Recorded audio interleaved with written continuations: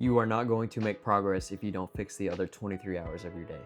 We are going to talk about how sleep, diet, stress, and fatigue are ruining your progress. Game killer number one, sleep. Specifically, the lack of it. Healthy adults are going to need about 7 to 9 hours of sleep. That doesn't mean 7 hours of scrolling on TikTok or watching a movie or your favorite TV show. It's 7 to 9 hours of sleep.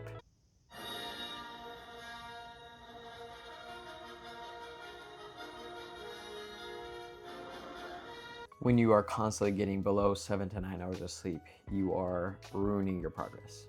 You're raising your fatigue levels, and so even though you might be slamming 300 milligrams of caffeine and saying, yep, ready to go for the day, your body doesn't care. Your central nervous system knows that you didn't get sleep. You can go in and crush your workout, but you haven't gained muscle. You gain muscle when you recover and your body builds back up what you tore down. Let's make some standard operating procedures for your sleep. One thing we're gonna do is cut off caffeine about 8 to 10 hours before you sleep.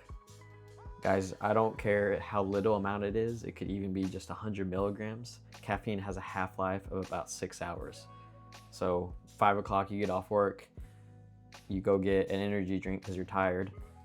That half of that's going to be in your system when it's time to go to sleep now. And you may say, well, I can still fall asleep even when I have caffeine right before bed. You may be able to, but the quality of that sleep, getting into that deep sleep, you're not going to be able to do that with caffeine in your system. And something you want to do for sleep is fix your bedroom. We want it to be cool, we want it to be quiet, and we want it to be dark. So that means turn off lights, get some shades that block out the light, get a fan if that helps you sleep. That's why I do have a very loud fan that blocks out any noise. Stop viewing sleep as a luxury, as something you'll reward yourself with or catch up on the weekends. Get that 7 to 9 hours every day. You're gonna wake up feeling way better. You're gonna be less reliant on stimulants, and your recovery is gonna be better. And you're gonna grow more muscle. You're gonna see progress. You won't be so stressed and fatigued throughout the day. Things we wanna avoid right before bed is our phones. I know that sucks, but that blue light's going to tell our body that, hey, it's still daytime, we need to stay up. That's not what we're trying to do. So things you can do is journal, read a book, anything. If you really need to be on your phone, you know, get some blue light glasses, turn on night shift, turn the brightness down. But just find something you enjoy doing. I don't care what it is, puzzle, just find something. Game killer number 2, a poor diet. Food is fuel. So treat your body like you just got a brand new sports car. You're gonna put that nice premium in. You're gonna get that full synthetic oil change right on time. Guys, there's pretty much 3 parts of your diet. There's the amount of calories you're eating, the macros, and the micronutrients. Your calories is going to dictate if you gain weight, maintain your weight, or lose weight. So if you're not tracking your calories or you're eating more than you should be, then you're not gonna see weight loss.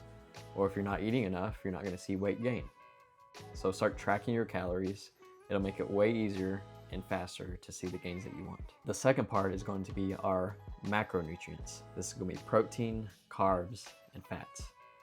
Right? Proteins are very important in building muscle. Carbs are a great source of energy, and fats are super important for our hormones and for our next part, our macronutrients. We have a lot of vitamins that are actually fat soluble, meaning you need fat to digest them. The third part is going to be our micronutrients. These are our vitamins like vitamin A, B, C, so on, and our minerals like zinc, magnesium, iron. These are super important for our bodily functions. So if we want to look at this, our calories are going to be what causes us to gain weight or causes us to lose weight or maintain our weight. Our macros is going to be how we perform, and our micronutrients are going to be how we feel. So what I want y'all to start doing is being aware of what you're eating at least. I'm not saying you have to get a food scale and track every single ounce of anything you eat, although it's very helpful to do that. Just start 80% of the time, pick a whole food. And also stop ruining your diets on the weekends.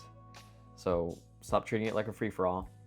Stick with your diet. It's okay to have a sweet treat every once in a while, but just don't go crazy. Another thing I want y'all to start doing is drinking more water.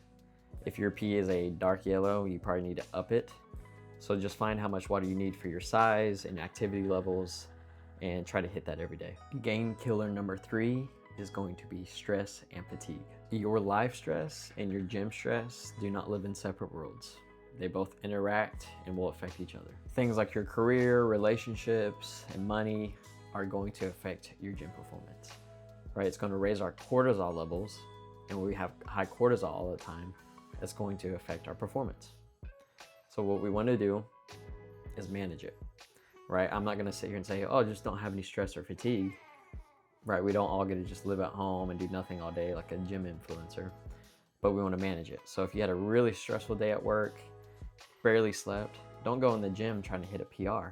Maybe it's time for a light day, or maybe you can just skip the gym. You don't have to go to the gym, right? Just go on the treadmill, do something real easy, go home and sleep. California, that's where the world's first ever fully autonomous AI-powered restaurant has opened, complete with burgers. Right, if our body is in a fight or flight stage all the time, raising our cortisol, now our recovery is going to be bad. We're going to break down our muscle tissue and we're going to hold on to fat because your body's in survival mode. And another thing we need to emphasize is rest days. Guys, you don't need to go every day, bro. 7 days a week, no days off, right? Have 2 or 3 rest days a week is what I would recommend. You're going to feel way better and have better performance in the gym. What you want to do when stress is high is auto-regulate. Plan deloads for a week, days off, right? Try to relieve some of that stress. Go outside and hang out with friends, do something. You don't have to always be in this constant go, go, go, go, which is the mindset of most people have nowadays. Guys, the gym should be the easy part. Just log in for 60 minutes, that's all you gotta do.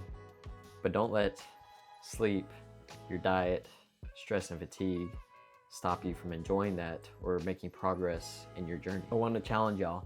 Pick one thing from this video, or all of them, or 2. It could be sleep, your diet, your fatigue and stress. Pick one of those and try to fix it over the next month. And you'll see how big of a difference it can make in your life. All right, if you enjoyed that video, hit the subscribe button, hit the like button, drop a comment, I would really appreciate it. And if you ever need help and want someone to give you a standard operating procedure for your health and a system that's gonna work for you, head over to vectorsop.com and get in touch with me. See ya!